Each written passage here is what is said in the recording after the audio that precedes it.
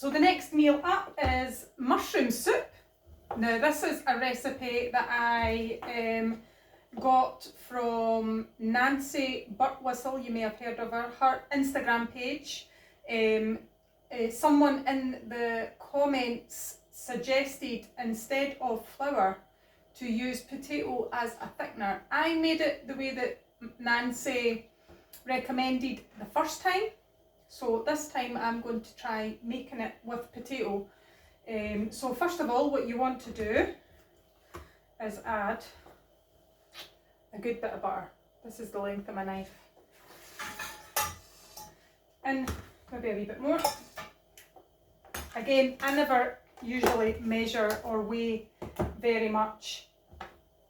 And I usually always just eyeball everything. So we'll put that on in a nice low heat.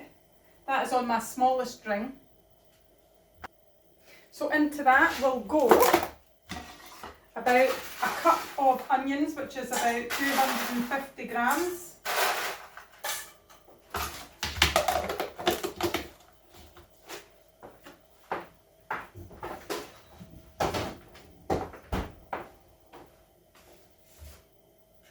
And I have 4 or 5 cloves of garlic here, my favourite. So I am going to smash them first, give them a good old smash to help release all the volatile oils.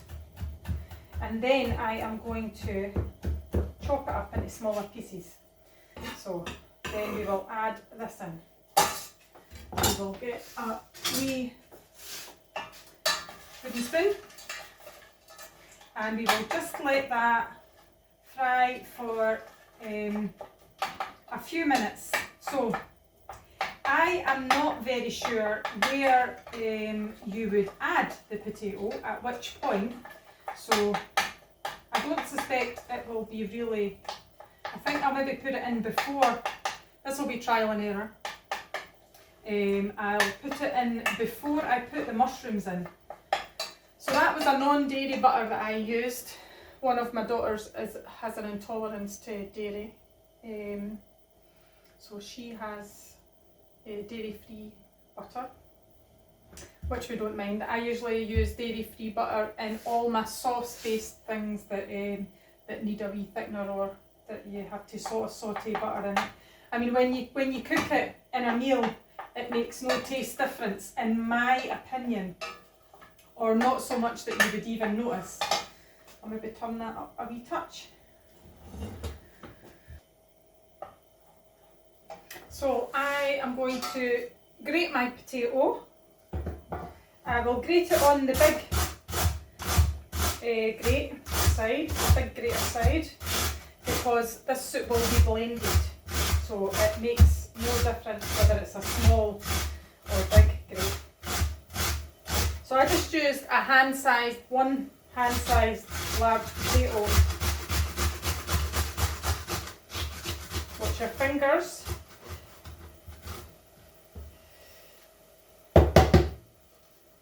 Make sure to get it all. That's quite a lot of potato, so I'd probably just add a cup normally. But it might work out, so I will add the whole lot in. And when I made the soup before, it was dead mushroomy, it was fantastic. So we will put that in and let that saute in with the onions and garlic for another couple of minutes, and then we will add our mushrooms. So just like Nancy Burtwhistle, and obviously we are on a budget for February, an extreme budget for February. So I seen these were on half price. So that's what Nancy Burtwhistle got, because she loves a bargain. So these tubs were 200, her recipe calls for 400. So it was cheaper to take two 200 gram boxes at half price than it was to get one. I think the 400 gram tub was £1.29. I think roughly that amount, and these are only, or these were only 47p each. So a good saving there. So I have, as you can see, chopped and diced my mushrooms. So what you might notice, or what you may not have noticed, some people don't check, but the prices of onions get more expensive the more processed that they are. So Nancy's onions, even although she got them at half price, were already sliced. So these were whole. You'll find that if you buy them whole, they'll be cheaper. The more work that's done for you, although it may be for convenience, I mean, but really, it only takes, what, a couple of minutes to dice the mushrooms yourself. Are you really looking to save that much time in your meal making? However, totally understandable in today's day and age with the busy lives everybody leads, including myself. So we will just saute them down for about 10 minutes. Keep stirring. Because the potato is in, I might actually add a wee bit of water to this, but keep stirring in case it sticks to the bottom of the pot, because that is what potato does. It does absorb a lot of moisture that's in there, even although the mushrooms are in there and they let out a lot of moisture. Just be sure to keep an eye on your pot. So in true mushroom form, it has balanced out the moisture in the pot that the potato took out of the pot from the butter. And when you cook mushrooms for a wee while, there's loads of moisture come out of them. So what I will do now is add a teaspoon of salt and some pepper. Salt and pepper to preference, to your own preference. It's up to you whether you put it in or take it out or leave it out. I like salt and I love pepper, so I put loads of pepper in. So we'll give that a wee mix. The recipe then calls for some spices, so we have nutmeg, and we want a teaspoon of that, again, just into my hand. I cook a lot, so I get to know the size of what a teaspoon looks like. I've got one stock cube here. I like to put the flavour in first so that it penetrates through the vegetables and the ingredients.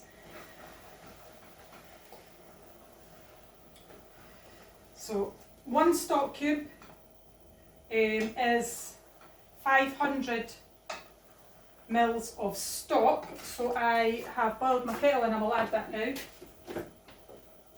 My kettle says 6 cups here. I believe that the cups in this kettle only measure 200 mils. I should probably test that out. But I am putting 6 cups that are marked on my kettle. Because there's potato in it, that will thicken quite a lot. So I will add that.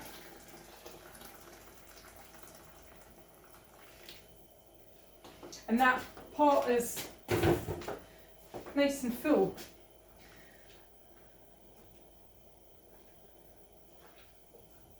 Now perhaps I should have used a bigger pot, because then we have to add in 500 mils. I'm thinking possibly I might swap this pot over. 500 mils of milk.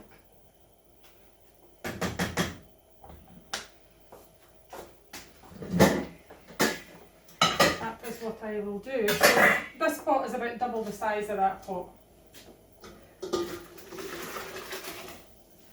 Sometimes it's trial and error, particularly in this house. So this is oat milk, because my daughter is dairy intolerant. So I have already measured this out. There is 500 mils in this. And so we'll just add this in. So that is quite a lot of moisture in there. So that is actually, I'm so glad that I changed the pot because that would have overspilled in my other pot. And then it calls for 1 to 2 teaspoons of lemon juice. So I have squeezed half a lemon and I have taken my measure this time because I just want to know how much lemon juice is in.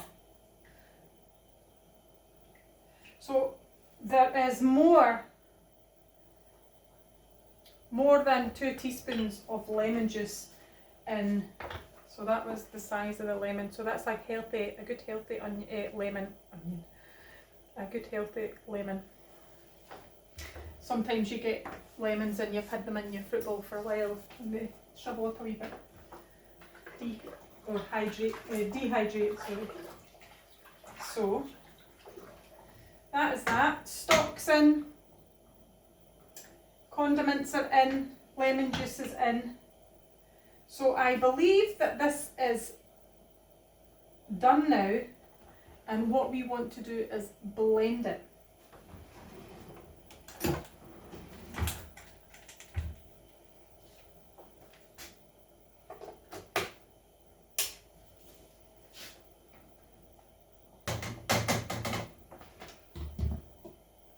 So that's blended, and now all we have to do is add the cream. So about 100 mils of cream.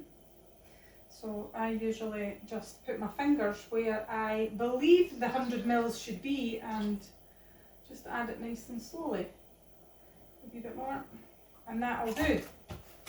And you would just seal that over, keep that for the next time. And then you just want to bring this slowly back to the boil, so we will keep it on a low heat and let that come back to a boil.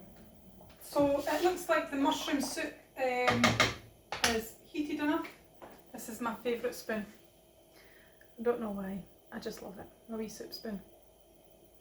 My mum passed away in 2019 and I've got a couple of wee bits of cutlery that mean absolutely nothing to anybody else. But I'll show you one of my teaspoons. Again, absolutely nothing special, but these are my favourites. They make me, I think sometimes when you're an adult, you feel comfort and a sense of being at home when you use the things that you remember from your childhood. So, my spoon. Oh, let me just try that. So you don't want to boil your mushroom soup with cream and milk in it because that's no good. So we'll just delicious.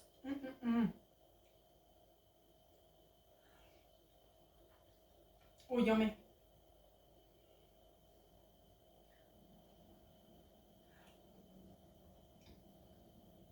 I would, and it's so funny because you add the lemon juice and you expect to taste lemon and you do not taste it at all. I'm not really sure what it does to the soup, however it's delicious. So that is mushroom soup, thanks to Nancy Birtwhistle. Go and follow her on Instagram if you like. She makes loads of wee recipes. I just love her. She's always finding bargains. She's an inspiration for people like me who love the planet and who are trying to do better in their waste.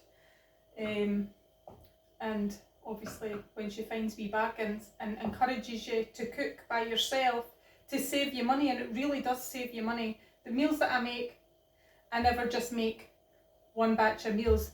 So if, for instance, if you were buying a takeaway, so for a family of 4, a takeaway in this house would probably cost us maybe about 26 quid.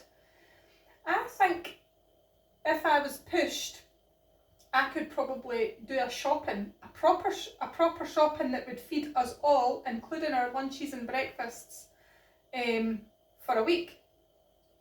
Not including, however, beer, wine and snacks at the weekend.